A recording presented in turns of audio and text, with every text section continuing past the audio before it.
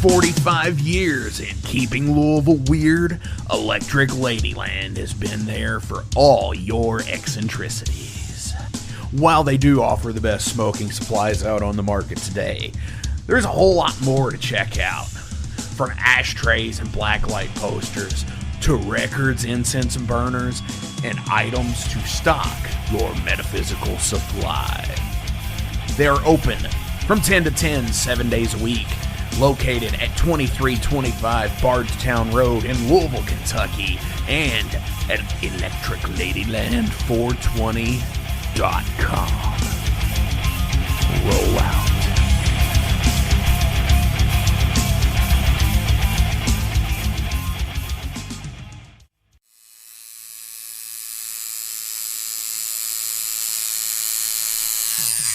Hey metalheads, you like tattoos? Of course you do.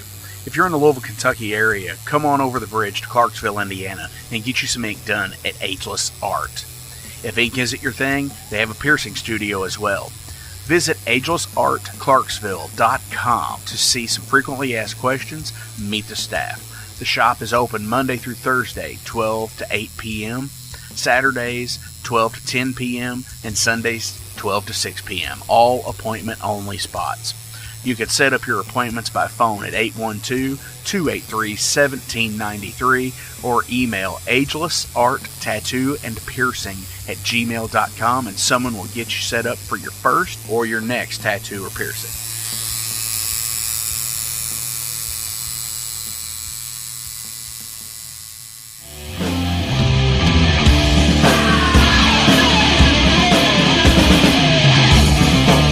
Hey metalheads, after going to a rager, what's your ultimate go-to? Mine is totally pizza.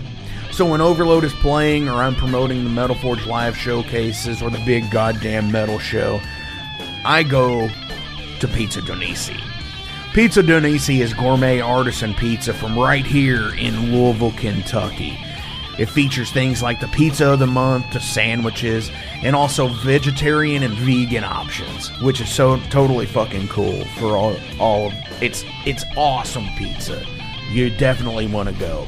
Hey, and also from time to time they do cannolis. Oh, so fucking good. You know what they said, man? Leave the gun, take the cannoli. Yeah, just like that in Godfather. They're located right next to the Mag Bar at 1396 South 2nd Street. So either stop in or call in at 502-213-0488. They're open till midnight. The witching hour.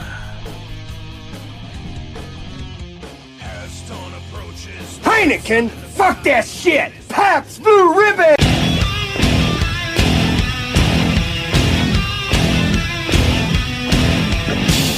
Hey metalheads, you all hear me talk about Mag Bar all the time. It is the home to the Metal Forge live showcases and is an integral stop in the Ultimate Underground Metal Tour schedule. They obviously feature live music, but the Mag Bar also has daily specials like Pint and Slice Night on Tuesdays with Pizza Donisi. But they also do Bring Your Own Vinyl on Thursdays with DJ Kent Jackson, and Finer Things Sundays. Located right next to Pizza Donisi at 1398 South 2nd Street, open 3 p.m. to 4 a.m. 7 days a week. Get your asses out to the Mag Bar. Rock out.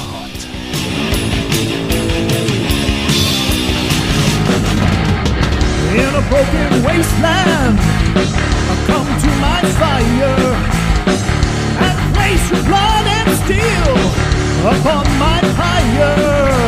Oh, this is the Metal Forge. This is the Metal Forge. This is the Metal Forge. This is the Metal Forge.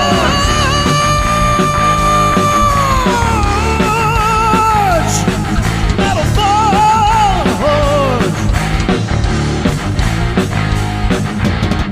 My furnace starts to glow with crimson coal. What's going on, Metalheads? Thank you all for tuning into this week's episode of the Metal Forge. My name is Mark Jackson, and I am your host. And with me, as always, now it seems like the co-host, part-time co-host, Jason Gardner from the Ale Horn. Jason, how are you, sir? Yeah, man. When listenership declines, I'll gladly step back. I don't want to be the cause of losing. You don't want to be the dip. You don't want to be the dip, do you? The dip in the ratings? I do not. Speaking of dip, dude, I did the Danos thing. All right, and I did the. Yeah, I'm all in. I got 2 more coming in the mail this weekend. I know. I still need to get 1 more to complete the Infinity Gauntlet of Danos seasoning. Until he actually has a new one I saw that he pulled out of a sack out of his fucking apron the other day on a video. Yeah, it's a Cajun one. It's Cajun seasoning, because he was making shrimp. Jesus Christ. Dan Oliver, dude, we need to, because of being in Louisville, we need to get with him. Hopefully we can get some Dano sponsorship. Gotta get that, don't have to get that follow count up. Yeah, I don't care. Let's everybody send him a message. Say you need to advertise on the Metal Forge.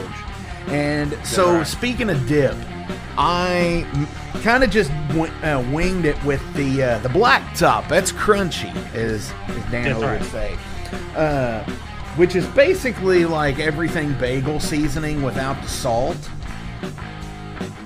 And I mixed it with cream cheese and made like a cream cheese, like a bagel dip. Dude, in fucking sane. Yeah, man. Yeah, I think if you got some of these dehydrated bagel chips, like I think there's like a New York Deli or something, the brand, and just dehydrated pieces of bagel they throw in there, and use that to dip your cream cheese dip with the black top. Dude, that would be sick. Dude, I wanna actually get a food dehydrator or a freeze dryer. And just to do it, just to have it so you could store things. Like, dude, last weekend I made basically fucking sausage potato gravy at this point, because the sausage absorbed all of the liquid from the potato soup, right? I didn't add any extra. But no, so like the freeze dried potatoes and everything, why the fuck not, Yeah.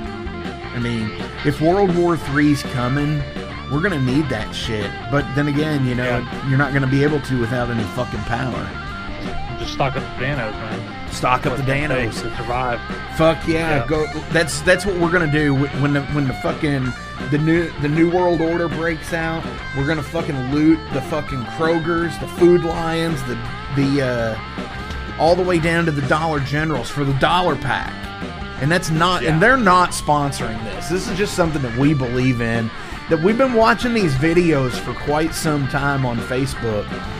And it's been insane because we share each other these things like so many times a day, it seems like. It's almost all where it was like, hey, get a load of this fucking goofy fucking like fandom shit, and then Masters of the Universe usually, and then fucking now it's all fucking Danos like fucking food shit.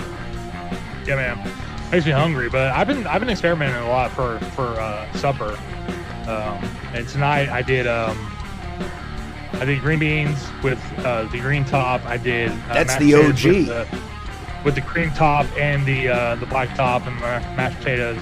And then I did the maroon top on my pork ribs. No, wow. And the maroon top is Chipotle? I even took a picture. I even took a picture of it with the seasonings appropriately placed next to the item of food on the plate. And I posted it up to the Danos Fanos page. Nice. And as of right now, recording this, I'm up to like, I don't know, 11 or 12 likes with a couple comments. Oh, so, there you go. Yeah. I mean, dude, there's some really good recipes and stuff, which, speaking of which, that's something I've been like, somebody else has brought that up about, hey, what's your macaroni and cheese recipes? I'm like, you've got to wait for the cookbook. That's right. I've submitted mine. That my first one going in. Nice. So yeah, I think the Metal Forge, I think we're going to do a cookbook. So that when we're saying this on air now.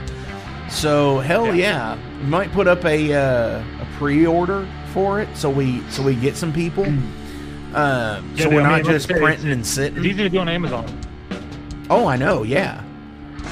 Because I on Amazon, so. What's that? So I published my book on Amazon. Got Sure. copies and everything. You do hardcover, softcover, digital. Yeah. Dude, rad as hell, man. We need to do that. But, you know, we've been rambling on for a minute about Danos and cooking and all this shit.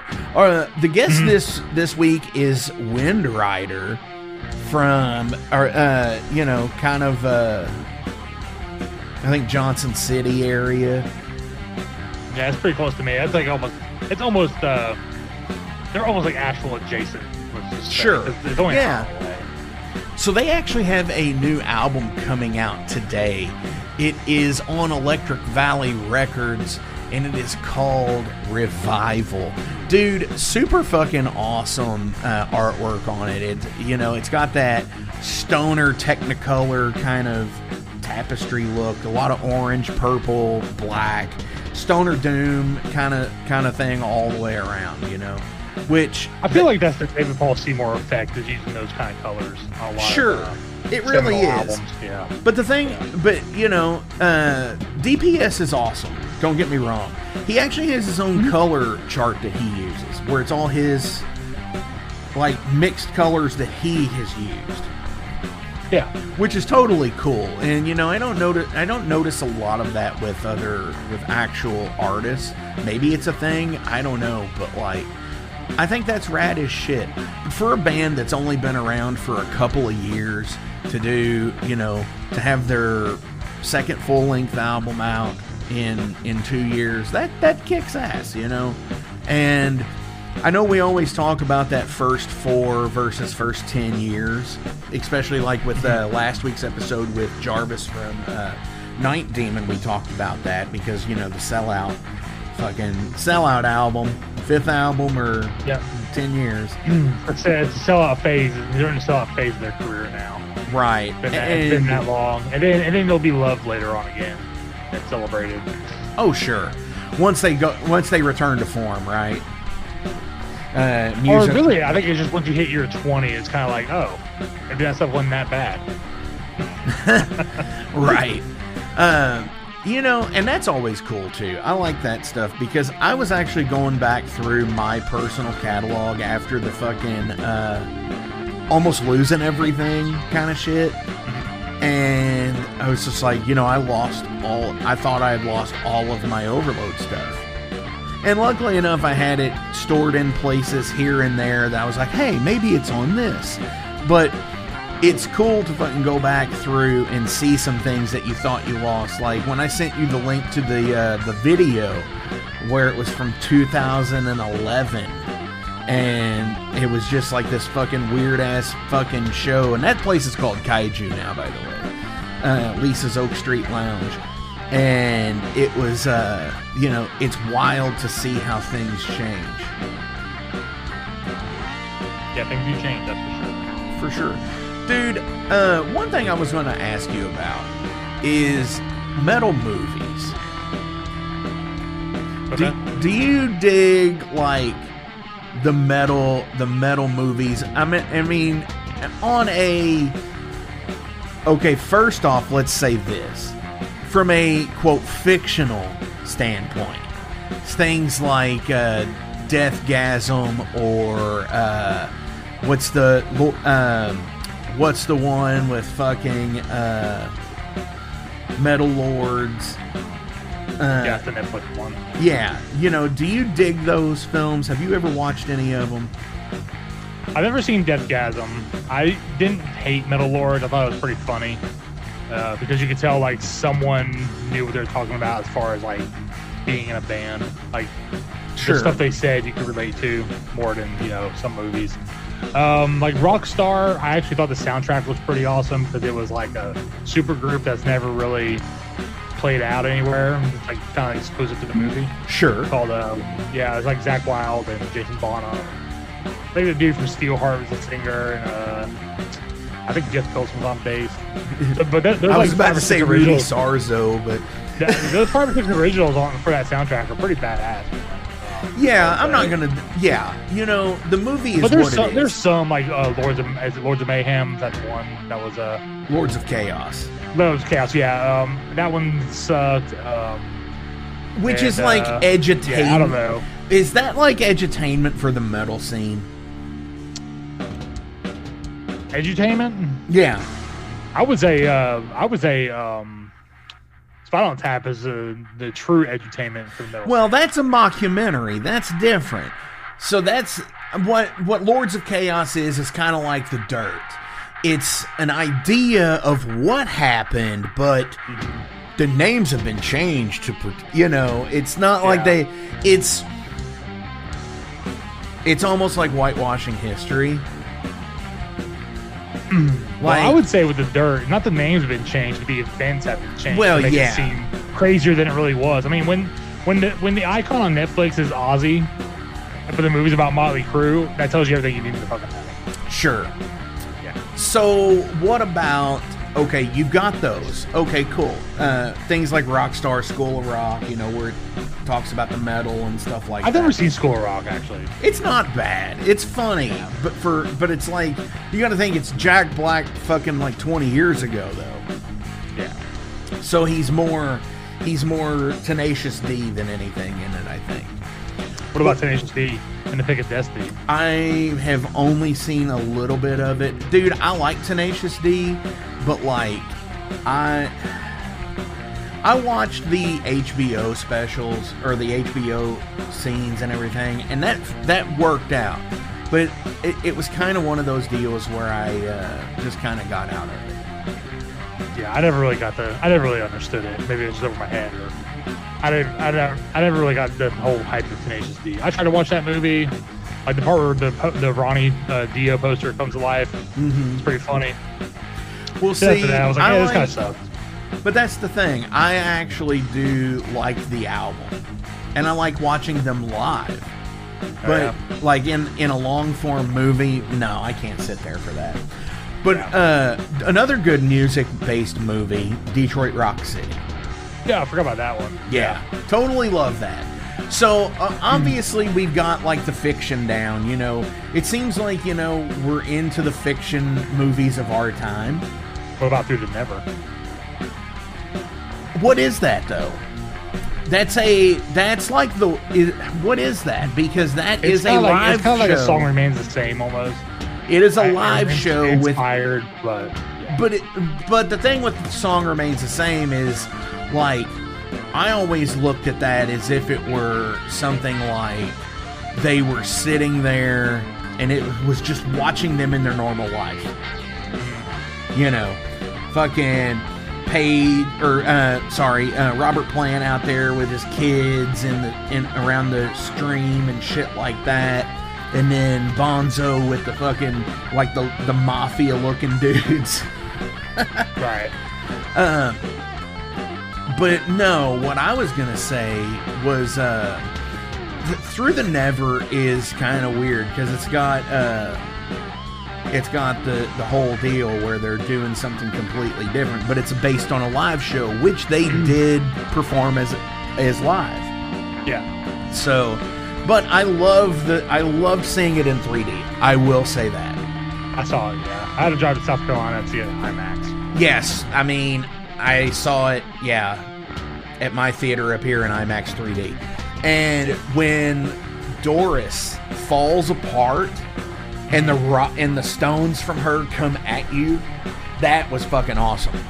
Yeah. That's totally rad as shit to me. But what about on the other side of that? The documentaries I know you're into because being a musician, most of the time you're into that stuff. Yeah, I have a lot of them. Yeah, for sure. Same. Yeah. But what about, like, the weird shit that's out there? Like Heavy Metal Parking Lot and Heavy Metal Picnic. Have you seen any of those? I've seen Heavy Metal Parking Lot. I've never heard of Heavy Metal Picnic before. Oh, dude. It is fucking insane. I have really? it. We will have to stream it one night. We will do a fucking watch-along episode. And I will fucking put it on and we will share screen and fucking and do a watch-along. Right.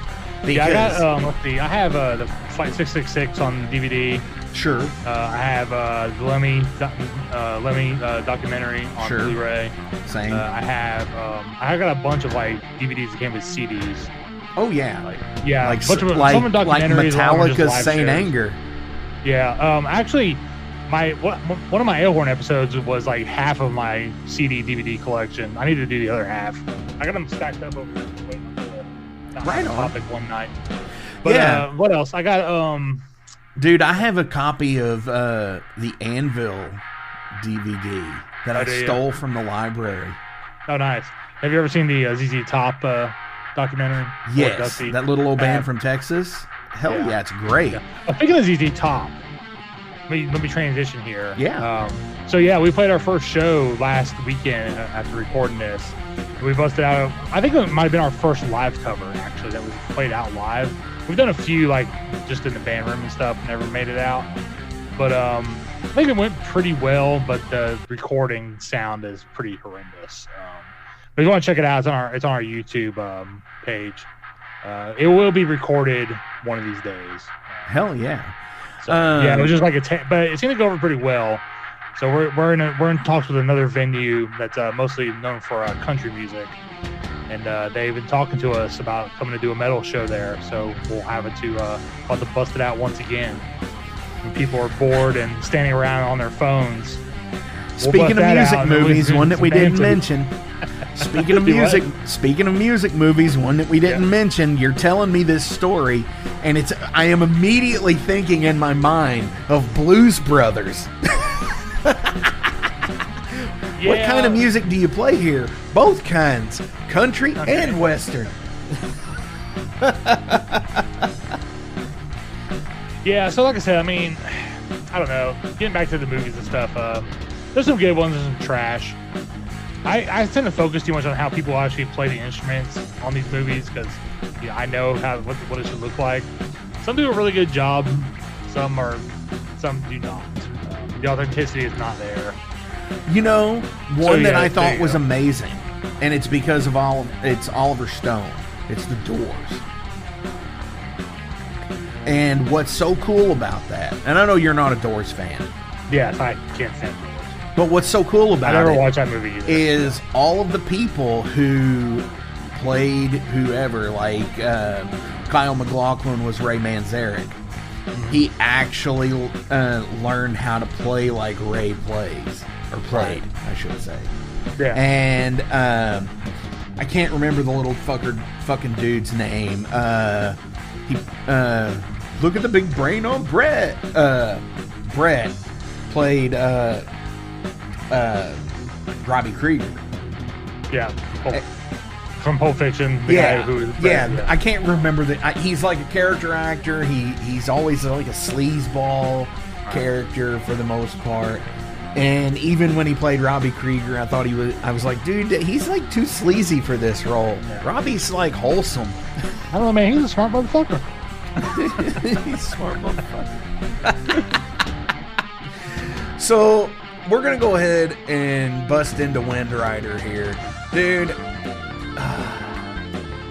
so fucking cool, man. I don't even know what I want to fucking play. Let's do fucking Strangled in Smoke. Hell yeah.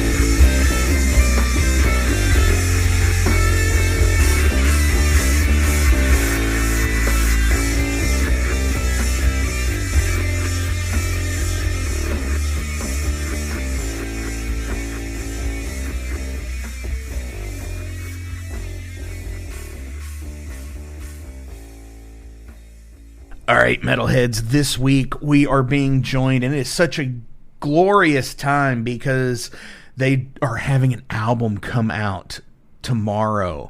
And it is Chloe, and who else do we have from Wyndrider? It's your old boy Robbie. Oh, yeah. Guitarist. Hell yeah. So we're not doing we are actually on video for this, but we are not recording the video for this. We both had a really rough weekend by the time this was recorded, and we're all a little haggard and a whole lot of Merle, I guess. So what the fuck's up? How are you all?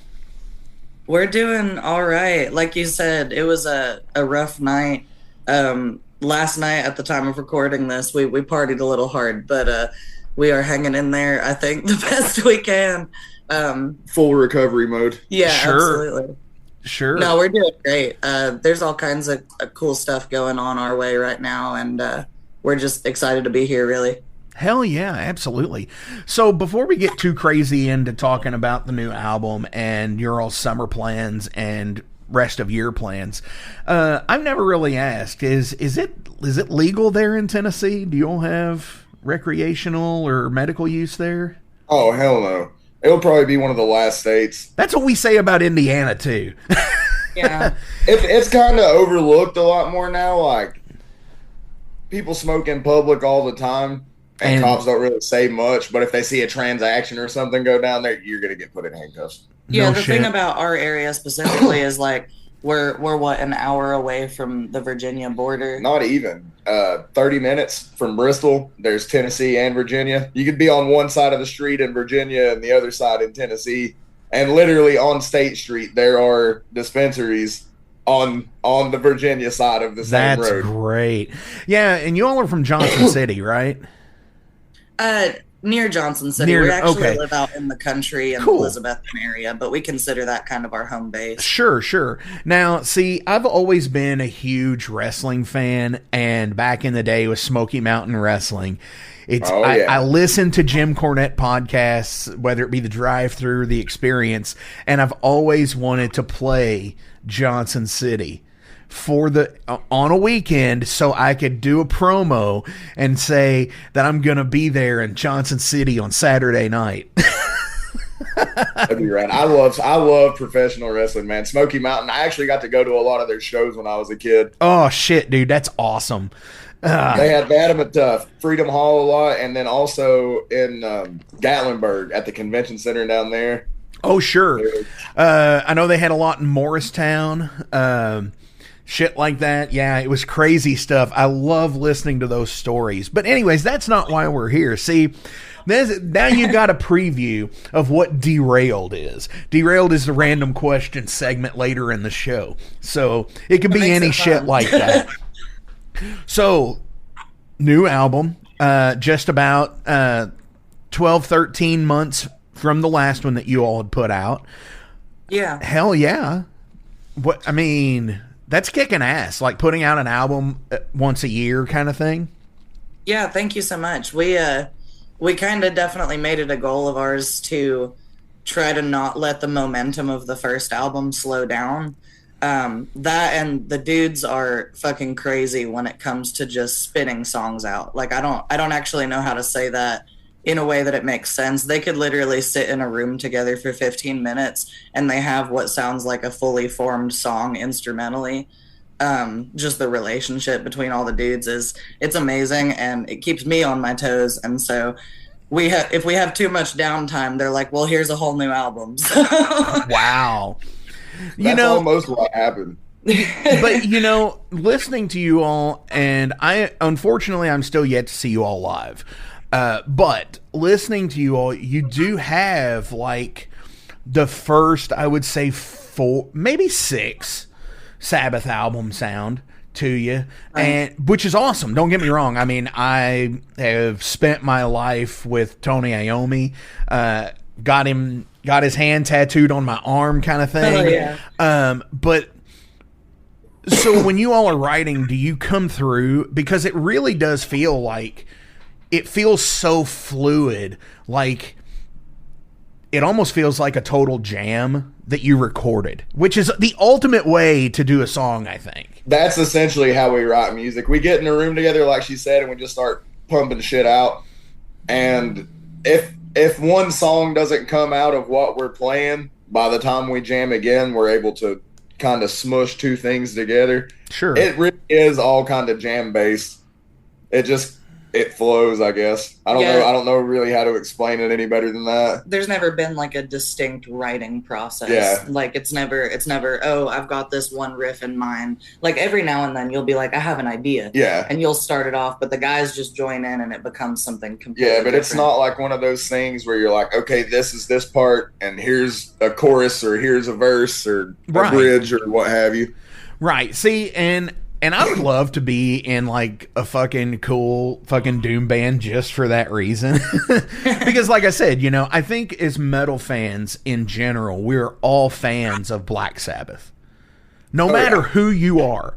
Even if even if you're that Dio guy or you're that Tony Martin guy, you know, you're that Ian Gillan guy and or Ozzy guy, everybody has their era of Sabbath that they love. And I think they're an artist that transcends what they do. And to be able to pay homage to a band like that with, you know, just even building heavier and more fucking ripping fucking tunes, you know, that's what I love about music, is being able to do that. Absolutely. And to me, I mean, I think it's pretty self-explanatory that all doom or a lot of doom music comes from this, for lack of a better term, Sabbath worship idea. But the amount that we get compared to or complimented with people saying it sounds very Sabbath, like that is such a compliment to me. Like the ultimate vibe of that band is definitely what we try to encapsulate. Like a lot of doom has become a more modernized thing of its own at this point, but the idea of the old school rock and roll psychedelic, just heavy as fuck for its time. Oh yeah, that's definitely what we're trying to encapsulate in a more modern setting at this point. Absolutely. And I'm sure you've played with them before, but I think one of the most awesome bands to pair you guys with would probably be somebody like Blind Scryer from Louisville. Oh, absolutely. We actually played with them a while back in Lexington at Green Lantern. Sure. Those dudes fucking rip. Yeah. So I absolutely I mean, love you're so complimentary to each other's sounds that when I was listening to some stuff before the interview, I was like, wow.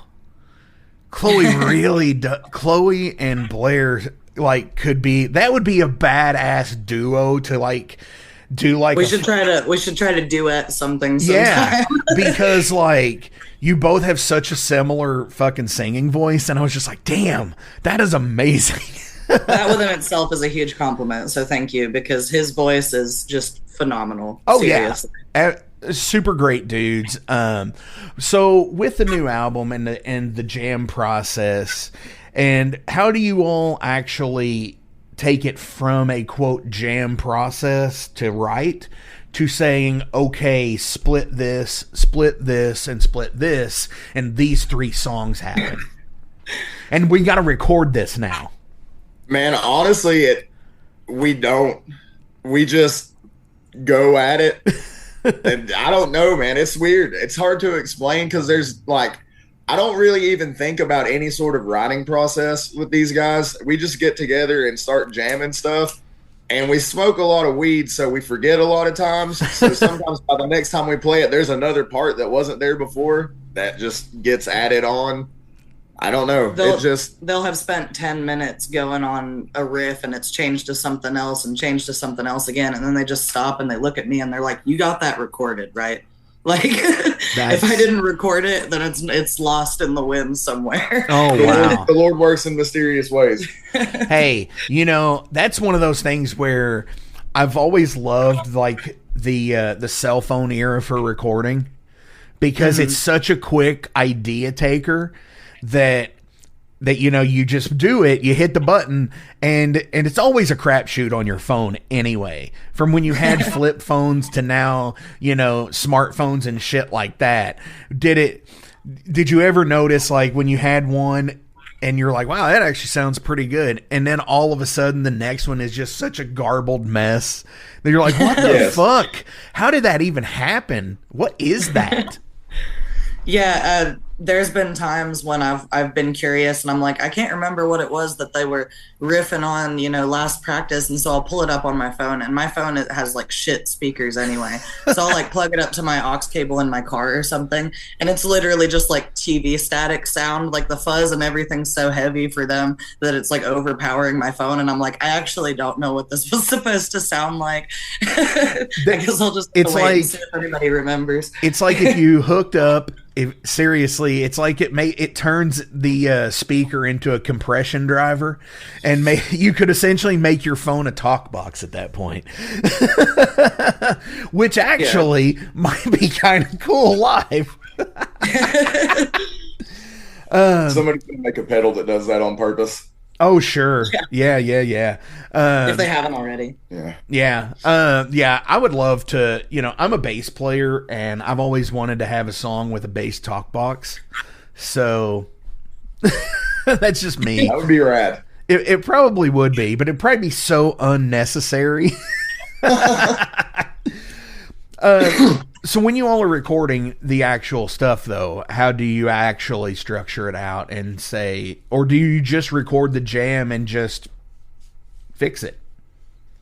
So I would say a lot of our recording process at this point, it does get dictated by the actual studio that we tend to work with.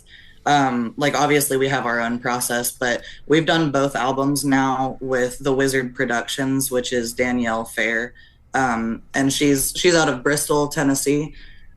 She just has a small studio set up, and she is a literal wizard at what she does. And definitely.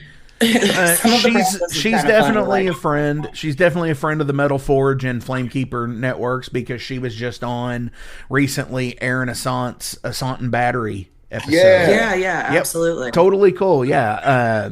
Her and Charlie were on there. Such a rad duo with Grave Girls and everything. So absolutely. By the time we get to the actual recording process, we have the songs in what structure we want to have them in, you know, and then we literally go in to record and set our amps and shit up in different rooms, and then we're all in the same room and we just play like we're at a show or at practice or whatever and lay it down that way. I feel like that's the most honest way to get a recording out of me anyway, because if I got to think about the shit too much, I'm going to mess it up every time. Yeah.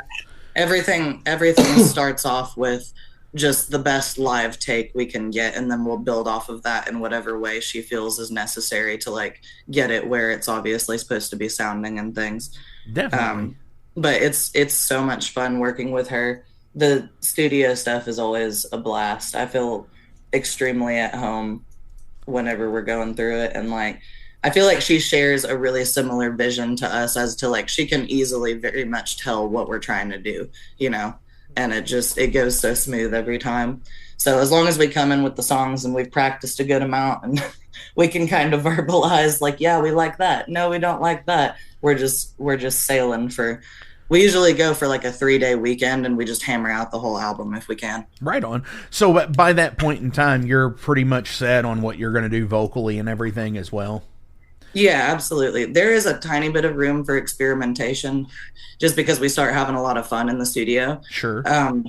I'd say we've changed like minor, like one or two like cool things that have just developed. Yeah, it's not a whole lot that gets changed, but Danielle definitely comes out with some ideas, especially like with the effects that go on the vocals and things like that. Mm-hmm. She's pretty savvy when it comes to like, if you want this to sound this way, we're going to do X, Y, and Z to it, and then we're going to run that through a compressor and so on and so forth. She's like, here, just check this out. Just trust me. We got this. And then she'll do something. And we're like, yeah, that's fucking fantastic. Well, you know, that's how my drummer is. He has recorded all of my band stuff, Overload stuff. And we got to the point where it was like, okay, this is what I wanted to do for the first thing. And then we expanded on that. And then by the time we got to like the third album and such, we were just like, hey, what if we did it like this and did like 2 or 3 or 4 different vocal takes and then mix the best ones together and just did like different background vocal takes instead of actually, you know, throwing on like the digital, all the digital effect stuff that could probably do it just as easy, but, you know, makes it sound really kind of fucking weird too sometimes. Right. Yeah, absolutely. And we do some similar stuff to that, I believe, too. Like, it's hard for me to talk about a little bit because I would say I'm the least experienced musician in this band. But working with Danielle for vocals, because I don't know a whole lot about a lot, she really kind of is able to break it down for me in ways that I understand. And we do a lot of like, what can we do with like natural layering of vocals or like production with analog effects opposed to, you know, digital effects and stuff like that. And it's really neat. Like, she really knows her stuff and it impresses me every time. We've got some cool stuff like that going on this new album, Revival. One of our favorite songs, Remember the Sabbath. That one, actually, we kept one long continuous vocal take with no cuts in it. So if you listen really closely, you can actually hear my like heavy breathing and like different things between, but it kind of makes it like creepy in such a way that you feel like you're in a dark room with the song. Wow, that's cool. And it was a whole vibe whenever we recorded it that way. And we were like, we're keeping that shit. Like, it's very natural feeling for the vocals at least. And so like that one song will be like that, and then, you know, something else is completely different, but it's just like these different methods that we end up throwing together, and I just think it's awesome. Definitely. No, see, I think that stuff is really awesome because with, you know, how you're describing it, it's almost as if like, I know this story about like We're the Road Crew, where Fast Eddie Clark falls over in the solo at the end of the song, and they just have this feedback for like 15 seconds as he's trying to get up, and it made the take. It's in the song and on the album and shit, and it's stuff like that that is a real treat, that you hear those things and it's like, well, I know at one point you can hear my heavy breathing because it was all one continuous vocal take, but that's also the mythos behind these things. You know, those are the stories like that in 10 or 20 years will be that Fast Eddie Clark story. It's like, could you believe this? This is such a fucking, like, one fucking take, like nothing, bam. It's like, holy shit, that's awesome. So yeah, be like cool. That is the squeaky bass pedal story. Oh, John Bonham's bass pedal. Sure. Yeah. I always think about that whenever I'm thinking about like stuff that, well, I don't believe that was intentionally left in necessarily, if they could have helped it, but our drummer actually use different bass pedals to record with because his favorite ones that he uses at shows and everywhere else squeak like fucking crazy. You know, that is something that's really cool. And being an independent musician and stuff like that, when it comes to recording, do you have your own, like, this is only for recording on this guitar? Or... Oh, no, I use the same shit everywhere. Okay. Like, the stuff that I use are my babies, and that's all I want to use, so I'm kind of set on my gear the way it is. Sure. No, that's totally cool because, you know, when you were talking like with your drummer saying that like his normal go-to is noisy as shit, so when it comes to in a studio he has to change what he's playing on because of that stuff, which is awesome because I've read where there's so many bands out there, like even bigger bands is what I'm talking about, and some like mid-level where they do things like have a fucking recording only rig that it's like curated, made them fucking, I know that's like could be a lot of money, but but it doesn't have to be. I mean, fuck, if you like some fucking vintage 30s or something and you fucking get a good set of them and you don't want to fucking ruin them by fucking dropping the cab at the fucking club or some shit, I could get that. I think that's perfectly understandable. If you got something that sounds really nice and it's just some really nice shit, going on the road with that equipment will take a huge toll on its quality very quickly. Oh, sure.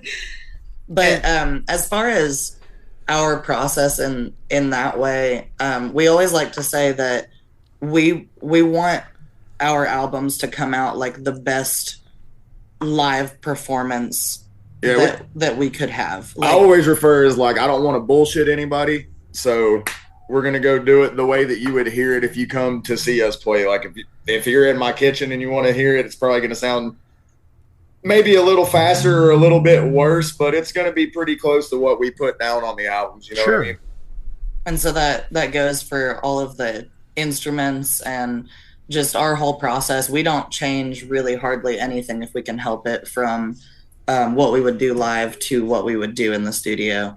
I think it's the most honest that way, and it definitely, I think it comes across well. We definitely have had people say it's like, it's like coming to one of your shows. I'm like, yeah, that's the fucking point, like that's everything, really. Sure. And I think that's hard to capture. And what I mean is, like, say for example, my band is the same way, but when it comes to playing live versus playing on the album, the album doesn't really kind of do us justice sometimes. You've got to see it live to make it work.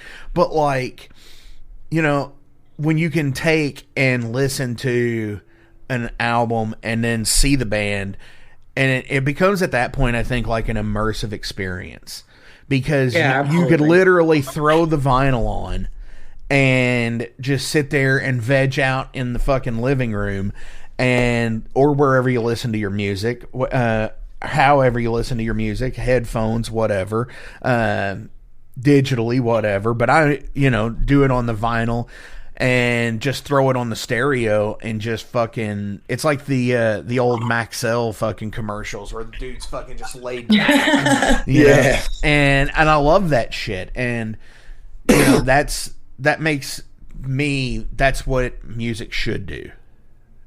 Absolutely. And that, it's like where you could become completely immersed in the soundtrack to your life as you would for any fucking movie or whatever else, comic, novel, whatever.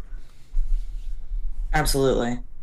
Hell yeah. That's yeah, I couldn't have said that better. I think ultimately at the end of the day, like if bands want to add in, these special things that are harder to achieve live and stuff on their album to make it that much more special, you go and get the album and there's all this added stuff that's even more magical. Like, I think that there's definitely a place for that. Oh, but sure. Just the whole idea of raw, sweaty rock and roll, whether it's on digital or on vinyl or right in front of you on stage, is I feel like that's a really important concept to us. Sure. No, absolutely. I agree with that. And what's really cool is I can't wait for some of these bands that really popped up during the pandemic era that released a lot of shit digitally, that when they get like re-release deals with actual labels like No Remorse and whoever else out there, Hell's Headbangers, where they'll get a vinyl copy of those albums, because like there's so many cool fucking bands out there that have such cool digital shit that I want to hear on vinyl. Oh yeah, for sure. That was a terrible time and a great time for music in a weird way, because so much shit got shut down. But then there was so many people that were like, we don't have anything to do, so let's hang out in my basement and play some heavy tunes, Yeah, let's hang out in my basement and play some heavy tunes. Let's talk to each other on Instagram and Facebook and Twitter and all these other fucking social media sites and say, hey, dude, do you want to fucking bounce some ideas back and forth and put something out? And there was a ton of those bands then. Oh, absolutely. And such great quality music that hopefully we will actually get to see live from some of them. But that's the other part of it.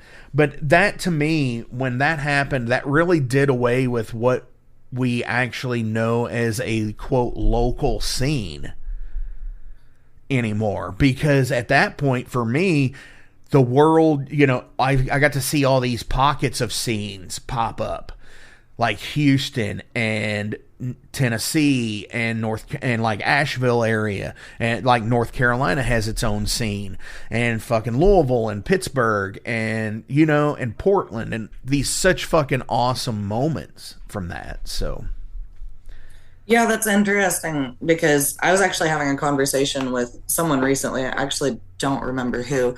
In addition to what you said, I feel like it shifted the way that live music works these days, where so many bands are, after the pandemic, trying harder than they probably would have before to get out on the road. And like, it's not just about local scenes anymore. In these pockets, it's like, we want to get out and travel and be around new people, new places, like all this stuff we were stuck inside for so long, and everybody's like a road dog now. And I think it's awesome, because not only do you get the distribution of the digital music that you did during the pandemic, of people creating it and putting it out there on the internet, but you get bands that are actually willing to go on the road and do that shit live too. Oh, sure. And whether or not, and I think everybody has the same idea when it comes to that, when they were like bands like from, you got one member in Louisville and one member in Chicago and one member in Pittsburgh and one in fucking Des Moines. I don't know. But it's like, yeah, we'll get together. We'll see about doing some festivals. And then that's what everybody has become, is a festival band.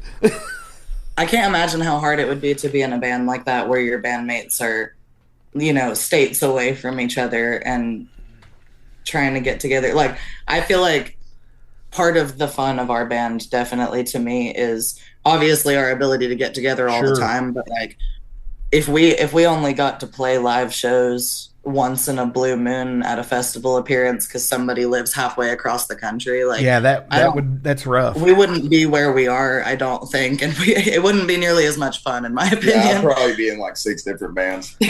Sure. No, I totally get that. And with my other band, Ice Howl, they're awesome, but we're all 2 hours apart from each other.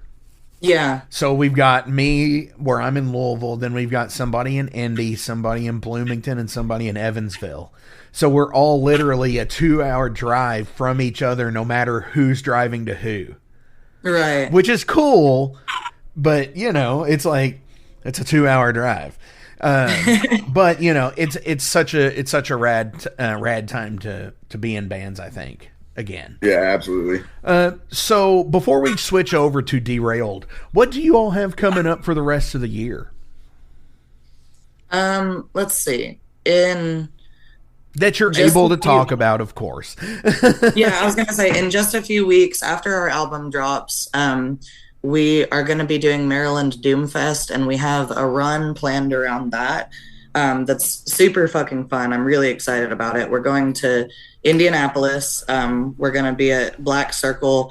We're playing with some bands that I've been trying to play with like forever there. Fairy Ring and Ancient Days. Hell yeah. And Vermilion Whiskey from Louisiana. There's some friends of ours. They're going to be on that bill with us. We're hitting Akron, Ohio after that with Brimstone Coven. Where are you playing at in Akron? Nomad. Do what? Where are you all playing in Akron? Buzzbin. Okay, cool. Yeah.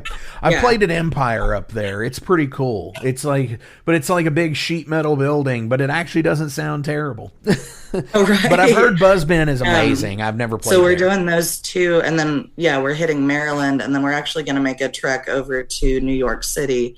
We'll be at the Bowery, and that one's with Geezer and Sabbath Warlock, which they are also super badass. So fuck yeah. It's going to be a fun little 4-day run for us. And Maryland Doomfest, I mean, that's self-explanatory. That is an epic festival in our East Coast area as far as doom and good rock and roll music is concerned. So we are extremely honored to be on that bill, to say the least. Hell yeah. And shout out, because I believe Crop is on that bill this year Yeah. too. Yep, they are. And A lot of our friends are actually. It's really cool that bands that we admire so much and bands that we play with so frequently also, it's all like comes together in one place like that. sure, and it's so rad because and it almost is like what we were talking about with the music, about it being in such a good and bad time and it's really cool because you get to play shit like that and it be a holy crap, I get to fucking play with these dudes and I get to see them. And yeah, it blows my mind because there's like, especially with the Maryland Doomfest, there's been so many fucking killer bands that have come and played that festival before. This year's lineup's solid as fuck, and we get to see a bunch of our friends. We get to see a lot of bands that we haven't seen before. sure. Just get to be a part of, like, to me, that's historical fucking Doomfest. You know what I mean? Absolutely, yeah. Like with Legions of Metal 6, Ice Owl was playing with Hyrax and Watchtower, and the Friday night had Unleash the Archers and shit. So, fuck, I mean, it's cool stuff no matter what. And to be like, hey, I'm playing that show with these dudes, and this is pretty cool. And, so yeah, that's what I'm always digging and stuff. But anyway, derailed. So these are going to be some 5 random questions about you as people.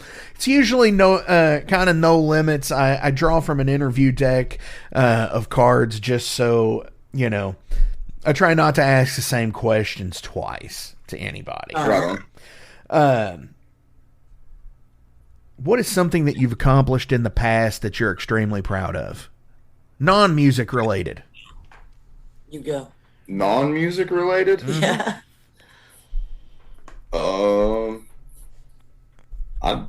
Nothing. Oh, come on. I mean, what? Nothing. Like, you're not are you a mechanic? You ASC certified? You've impressed yourself with I mean, I'm just throwing something out there because I'm in auto parts and shit. We bought a house a few years ago, and that took a lot of goddamn work. And we're sitting in it currently, and we're pretty proud of that. Yeah. The housing market's pretty fucked. solid. Fuck No, yes. honestly, I would say that all of our biggest accomplishments and things that we're most proud of are centered around music. Sure. We met through his old band. Like everything in our storyline has been music related. So that's a tough question for us. Hell yeah. See, that right there, that's rad as fuck. So I don't know if I can ask any more questions. No, I'm kidding. No, seriously, I totally feel you on the house thing. I did the same thing. First house, I bought it when I was fucking 38. I'm like, I gotta fucking do something. And here we are a few years later, and thank you, stimulus package of 2020, for buying me a house. Oh, right. Absolutely. Hell yes. Everybody gets to get off the struggle bus for at least a second sometimes. Well, yeah. Yeah, exactly. The first couple of years, it was like, I'm like a fucking king, and now the economy's taking a shit again, and fucking shit's so high, and I'm like, God damn, this is like fucking renting when I didn't have no money. What is one skill or trait do you feel that you have to be successful? A very strong will. Like, boom. That's probably the best answer I could give you, because you got to want the shit. You can do things all day long, but if you don't really go after it, not much is going to come of it, Yes, I agree with that. That's a really nice way of saying you're stubborn as hell. That is. That is a nice way. Well, yeah, but I think that's what it should be. Yeah, I get that. Because he's absolutely right. It's you have people all day doubting you in whatever it is that you're doing, to your face or behind your back, and you have all kinds of other natural obstacles in life that are preventing whatever your goals are at one time or another. And if you don't stay completely headstrong, then like that shit can fall apart. I mean, it really can. Like, you do have to be stubborn to be able to make it. That was a sweet trap reference. You heard it. Oh yeah, you heard it. Chloe just Sorry, I like didn't completely mean to do all fucking. that. Chloe just completely walked over it, and that was great. I was like, you got to be really headstrong, like Trapped. They're a I believe they're a festival only band. I think they're doing a reunion festival for Danny Wimmer this year at Louder Than Life. So, oh wow. yeah. So if you're in that idea, fuck. No, I agree 100% with that. That, yeah, you've really got to be strong-willed with what you do, because also you're gonna have haters no matter what, and you're gonna have critics no matter fucking what you do. Oh yeah. I mean, I've got them here. I'm sure I'm fucking critical of fucking other people that I know that are just like, what the fuck? Or can I fucking believe this person is doing this? I mean, we all have those fucking people that we have, but you know, just try to be cool with each other. You know, try to work to each other's advantages, I guess. Absolutely. Is what I mean with that. So fuck yeah. What is the extent of freedom human beings should have? Oh, that's a deep question. The extent of freedom that we should have? Sure. I think you should be able to do whatever the fuck you want as long as it doesn't hurt anybody else. Yeah. I agree. I mean, that's the best way to say it. I don't think you should go out, you know, doing a bunch of shit that's going to kill you either. But I feel like you should have pretty free reign of your own life to, you know, do things and experience things that you want, as long as it doesn't affect another person. Sure. And their life and the way they're living. It's that and riding fucking motorcycles. Yes. I don't think that there's a world in which our own human being selves, just like I said, on the struggle bus doing our thing, should really be dictated to, like, oh, you have to do things this way or that way, unless it is, again, like, you don't want to be bringing harm to other people or things around you. But there shouldn't be really any controls over your personal autonomy. Yeah, I agree with that. I think the biggest thing with like how sucky ass structured shit is because of money, of course. So I think money impedes on those freedoms that we should have, because you can't afford to do certain things, like, you know, whatever, vacations, fucking all that shit, you know, fucking being able to afford a house until you're like 38 type shit, you know. Yeah. So I think that's a big aspect of it. And yeah, I agree with, nobody should control over anybody else's bodies or any shit like that. Yeah. I mean, even in the sense of, you know, if you don't have the means to be going on that vacation or buying that house, things like that, like that's stuff that happens. But for you to, if you do have the means, or if you've worked for that, you know, there shouldn't ever be anything stopping you as far as obtaining those things. Like, I don't know, if you yourself as a person has worked hard enough to get there, like, do the damn thing, as long as it's not hurting somebody else, and as long as it's not, you know, bad for the greater good or whatever. Sure. No, I think that's exactly right. What is your favorite coming of age movie? You're the movie junkie, so you gotta answer that one. That's a good one. If I had to pick my favorite coming of age movie, I'm partial to Detroit Rock City, the Kiss movie. Yes. I fucking love Kiss. I used to get in trouble when I was a kid for, like, I was raised by my grandparents, so they were super Christian and super strict, like, sure, no heavy metal, no blah, blah, blah, blah, blah, which my dad was the complete opposite of that. But I would, like, sneak when they were outside doing shit and watch, like, MTV and VH1 and shit, see all these Kiss videos when I was a really little kid, and I was like, people do this? I was just enthralled with it. So when that movie came out, I was a teenager and I was coming of age. So yeah, that movie sticks with me. Dig it. Yeah, I was gonna say, okay. Chloe, do you have one? Something like that? Nah, skip the question. I'm gonna end up saying something like Lizzie McGuire or some shit. I'm Dude, from a that's different cool generation. though. I mean, flicks over here. You know, I mean, I think you could be a fan of fucking Clueless and shit too, and be a dude. Clueless is fucking good. Yeah, I mean, I think that was my introduction to Paul Rudd. Yeah, right. You know, was Clueless because he was her stepbrother. Yeah, and they did that weird incest angle. Oh my god. I was gonna say for me, it fell between 3 films. And it was Detroit Rock City was one. Oh yeah. I just love the scene when the fucking little brat at the fucking pinball machine with Trip fucking goes, "Hey Chongo," and fucking walks in, and the fucking Jack dude walks up and he's clenching his fists and it's fucking playing Godzilla by Blue Oyster Cult. Dazed and Confused. Dazed and Confused is great. That one ran through my mind when you asked. And Empire Records. Those 3 films were all, you know, within so many years, like 4 years of each other. And they were all such great, you know, great rock films. Absolutely. So I haven't seen Empire Records in forever. Oh yeah. Every April 8th, I will post the meme because April 8th is Rex Manning Day. Right.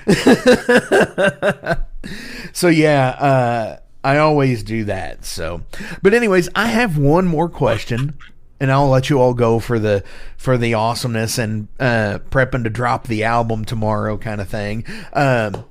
So, as always, links are listed below. So please give likes, shares, and follows. Do whatever you can. Go see them live when they're in your area. I'm definitely going to try and make it up to the indie show when you all are there. Oh yeah. Or I might try and say, hey, when do y'all want to play Louisville again? We would love to come to Louisville when we can. We actually havenent come yit, and that's surprising to me. We played Lexington I'm going to make times. that happen. I'm definitely going to make that happen. So, like I said, go buy merch, go buy, do all that stuff. Go buy albums, listen to albums, and do all that. Do you all have any shout outs or anything else you'd like to promote today? Yeah, absolutely. I'm sure tomorrow with the drop of the album, we're going to be making a huge post online with like a whole slew of thank yous. But I personally am overwhelmed by the support sometimes from people and other bands that we get. First off, our label that's helping us put this album out, Electric Valley Records, they are absolutely badass and so thankful for them. Again, Danielle Fair from the Wizard Productions for the studio work. She is incredible. All the bands we get to play with. We got all kinds of friends around these parts.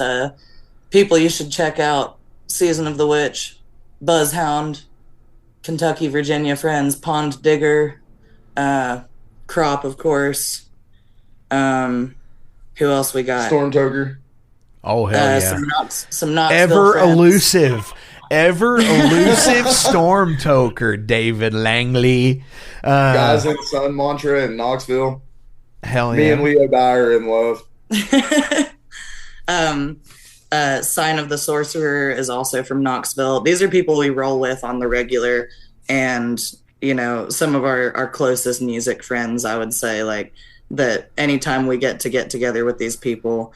It's just makes our day completely. And honestly, since the start of our band, I feel like if it wasn't for these other bands being like, fuck yeah, Wyndrider, whatever, like the hype, that's what gave us any kind of hype to go off of. You know what I mean? It really was. People were blowing us up before we actually even started playing, and I was like, you guys should calm down because it might actually suck, but we're going to give it a shot. Hey, that's what it's all about, is giving it that shot, you know? And not to quote that Eminem song fucking from the early 2000s, you know, but yeah, I mean, take it. You got what? It's like the fucking shoot your shot mentality, I guess. It's like fucking don't sit there with the fucking ball, shoot the fucking ball. Fucking no time like the present. Don't just talk about it, be about it. Absolutely. Hell. Some other I was trying to think if I had any more shout outs. Sure. 3 came to mind. Appalachatari, I left them off of our big old Kentucky, Virginia, Tennessee friend group. That's a badass fucking band. Also, Main Man and Hagtronics, Paul, that designs all of the cool ass pedals and shit, based out of Nashville. He did my vocal pedal. He's done like countless things for all these bands that I just mentioned, and he's fucking the shit. Shout out to my dad for giving me a bunch of heavy metal tapes when I was a kid, against everyone's wishes. Thanks, Robbie's dad. Amen to that. Yep. And you mentioned David Langley. Shout out to that motherfucker. He is a super awesome friend of mine. And Holler of Doom festival that he puts on in Middle Kentucky. Him and Mike, Mike Brewer from Kiarn. Yeah. Yeah, fuck yeah. Mike is a crazy man. I love Mike because every message that when we talk back and forth about stuff, he always calls me my lord. Yeah, he calls me my lady. Does he? That's so cool. He's like, and it's like, dude, he sends random voice messages of him impersonating Dusty Rhodes. Yes, I have heard of these. I've never received any, but I have heard of them, and they're great. He sounds exactly like him. Like, he should start charging people for cameos of like Beyond the Grave Dusty. That's great. Those music festivals that they put out there in the Holler, the Mountains of Metal that Mike is kind of over top of, and then Holler of Doom festival that David organizes. Sure, those are incredible. It's awesome to watch stuff like that be built from the ground up with just a community of bands that are trying to grow together, and watching the festivals themselves grow. We've been a part of Holler of Doom this twice, and Mountains of Metal. We're coming up on our 3rd one in July this year. We'll be at Holler of Doom again. But hell yeah, those festivals, they deserve a massive amount of respect. And since this is a Kentucky-based operation, if you don't already know about Mountains of Metal and Holler of Doom, you should definitely be checking those out in the summertime and in the fall, because that is a goddamn party every time. It is. And Overload has played one of the Mountains of Metal back in 21, I believe, is when we played it, or 22. I can't remember now. It's been a minute. A lot of our bonding with this whole band network and stuff, I feel like, happened over long times and too many substances in that field. Yeah, sure. And the field is pretty great. Illicit. It is a definite experience for being an open air, independently ran festival. So absolutely for sure. So, final question of the day, and usually I get kind of deep on the final question, and this week is no different. What are 3 things that you do on the daily to keep your mental health in check?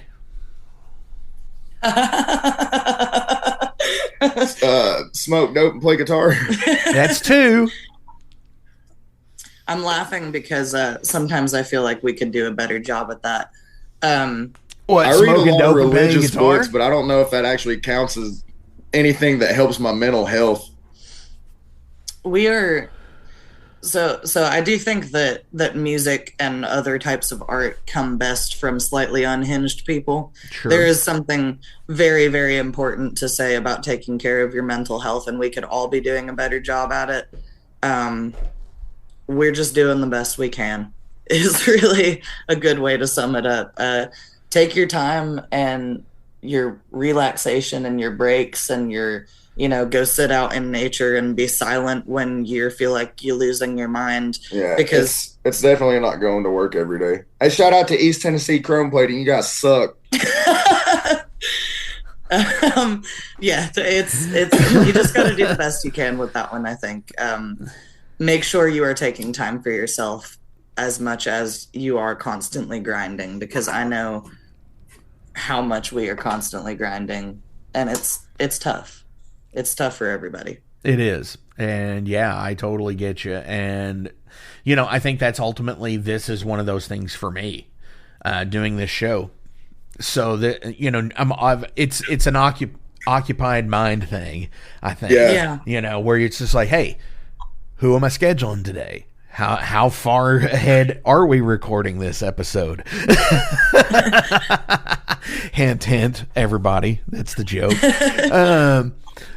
But yeah, I mean, I totally get it. And it's like really just like, that's what I love about the music scene is it is everybody looking out for each other for the most part. And yeah, and that's, I think, relates even back to the having the high willpower. Yeah. Part of it. Absolutely. You need that strength. It's easy to get wrapped up in all the bullshit of the world, so you have to have something to get your mind off of that shit, or you're gonna go crazy. And music, again, is a lot of that for us too. It's healing, it's peaceful. Sometimes it's the exact opposite of that, and you can be angry in it and you can be violent in it, but it tends to be exactly what you need at the time. Usually. Hell yeah. I couldn't have said that better myself. So on our way out today, before that, sorry, I should say this. Robbie, Chloe, thank you all both so fucking much. This has been a blast. I'm finally glad we were able to make this happen. It's been a couple of weeks in the planning. It's like, we could do this date. It's like, all right, cool, let's do it. Really, man, thanks for having us. Yeah, this has been awesome. And like I said, when you all come up to Louisville, we'll do one proper and have you here in the studio. And maybe we'll even video that one. Hey, cool. That'll be a good one. So thank you again so very much. You have kicked ass for this episode. On our way out today, what do you all want to play from your catalog? From our catalog, what's a crowd favorite here? Play. Are we doing old album stuff? I guess you can do whatever you want. We could play the Motorcycle Witches single, a newer one. Yep, our first single that came out off of the brand new upcoming album Revival, Motorcycle Witches. It is a favorite of ours. Hell, it's about my two favorite things and how they're trying to kill me. Yeah, motorcycles and witches. That's awesome. Fuck yeah, you heard them. This is Motorcycle Witches. Yeah.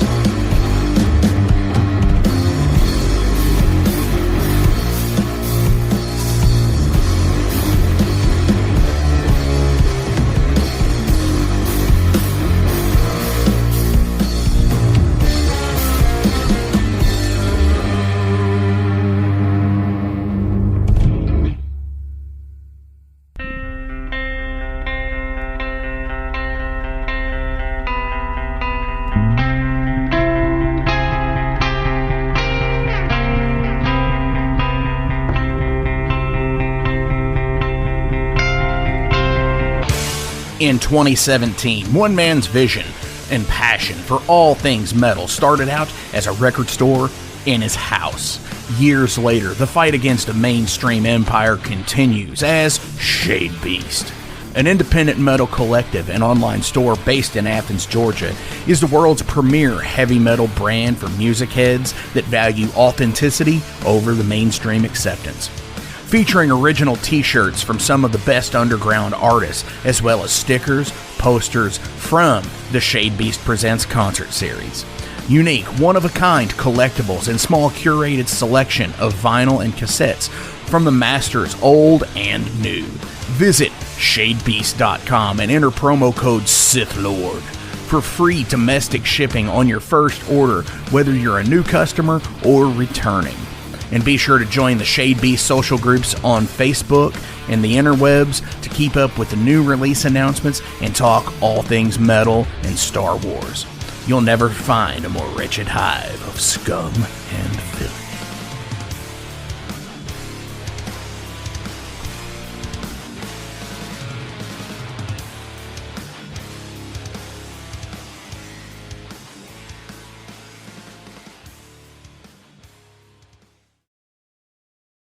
Welcome to the night. You think you know Night Demon? Then the Night Demon Heavy Metal Podcast is for you. Step into the darkness as we peel back the curtain to give you an unprecedented, all-access look into the mind and the heart of the demon. We're talking band history, song analysis, studio anecdotes, stories from the road. It's everything a diehard Night Demon fan could want and more. This is the only place to learn the inside scoop, the deep dive trivia, the untold tales from the band members themselves and those closest to the Night Demon story. Need more?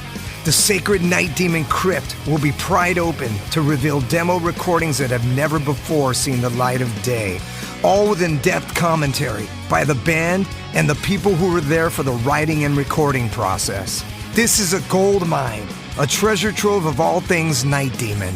Head over to nightdemon.net or wherever you listen to podcasts.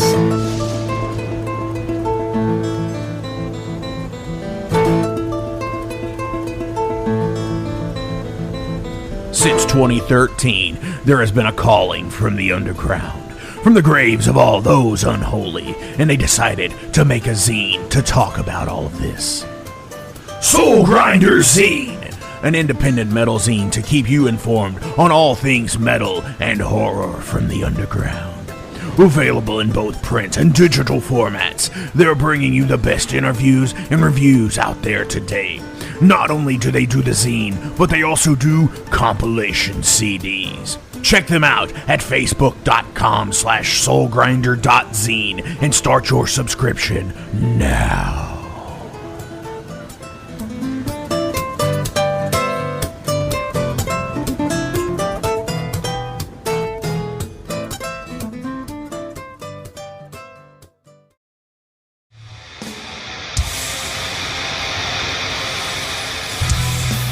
Hey everybody, let me tell you about the new sponsor to the Metal Forge, Unchained Tapes.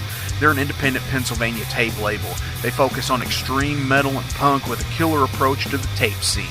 Visit their web store at unchainedtapes.bigcartel.com now to get your fill of tapes. And for being a Metal Forge listener, enter the code METALFORGE10 at checkout to get a 10% discount on your total purchase. That's unchainedtapes.bigcartel.com.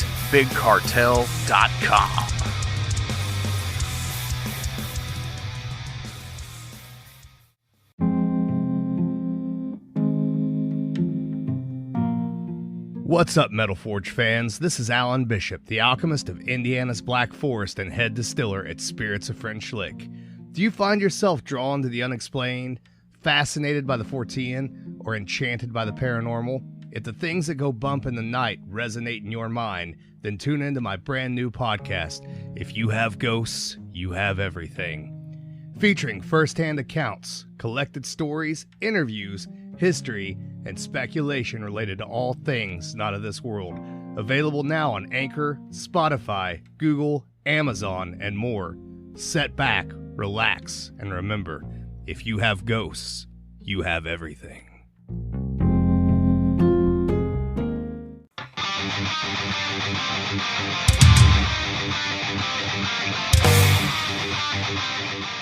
Hey, let me tell you guys about Mercenary Press. They're an independent London label and distributor of all things metal. Mercenary Press delivers the goods from their own independent zine. Trust me, you're going to want to get in on that. To distributing various bands from all over the world, including Cramp from Spain and Sadistic Force from Texas. Visit mercenarypress.bigcartel.com to find out what all they have in stock and what you can order. And for Metal Forge listeners, enter code METALFORGE10 to receive a discount on your total purchase at mercenarypress.bigcartel.com. Check it out now.